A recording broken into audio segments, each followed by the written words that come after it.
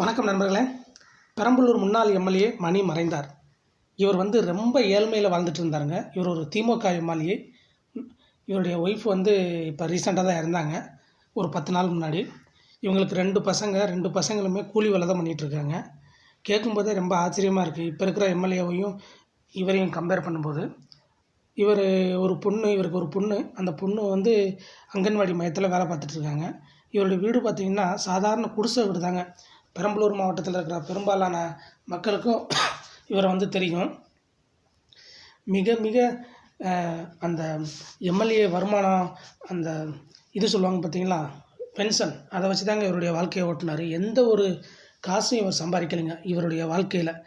அந்தளவுக்கு ஒரு அரசியலில் தூய்மை. கக்கன் காமராஜர் அவர் காலத்திலேயே இவரும் அரசியல் இருந்தார்.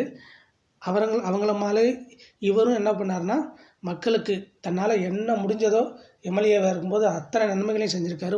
ரூபா இவர் சம்பாதிக்கலைங்க. இவருடைய பார்த்திங்கன்னா ரொம்ப நல்ல மனுஷன், இறந்து போயிட்டார். அவருடைய ஆத்மா இறைவனடி சேர வேண்டுகிறோம், அனைவரும் வேண்டுகிறோம்.